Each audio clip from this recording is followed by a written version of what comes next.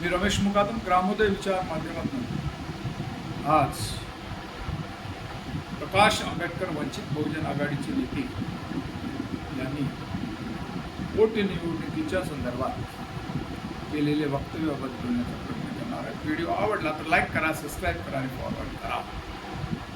वंचित बहुजन आघाडीचे प्रकाश आंबेडकर यांनी नुकतेच महाराष्ट्राच्या पोटनिवडणुकीच्या संदर्भात बोलताना स्पष्ट केले की भारतीय जनता पार्टी हे मुस्लिम समाज व ख्रिश्चन समाज यांना टार्गेट करत आहे आणि भविष्यात मुस्लिम आणि ख्रिश्चन समाज यांनी आपल्या समस्यांसाठी किंवा आपल्यावर होत असलेल्या अन्यायासाठी वंचित बहुजन आघाडीकडे यावे असे आवाहन त्यांनी केलेलं आहे.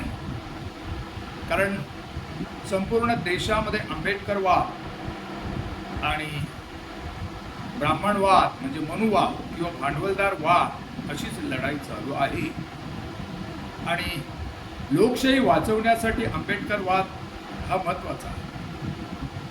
सामाजिक समता, स्वातंत्र्य, समता आणि बंधुता आणि सामाजिक न्याय हे जर टिकून ठेवायचं असेल तर वंचित बहुजन आघाडीशिवाय पर्याय नाही.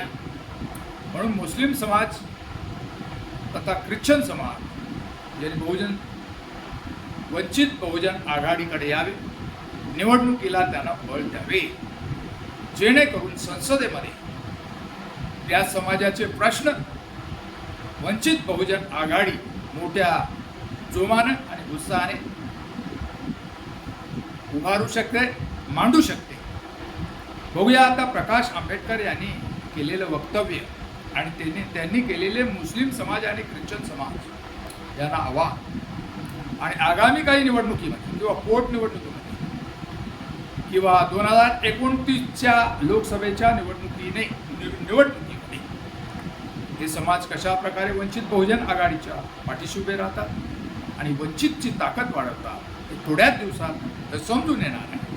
परंतु प्रकाश आंबेडकरांच्या या वक्तव्याबद्दल आपलं म्हणणं का, कमेंट्स करा आणि माझा व्हिडिओ जर आपल्याला आवडला तर लाईक करा, सबस्क्राईब करा आणि फॉरवर्ड करा. जय हिंद, जय महाराष्ट्र, जय भारत.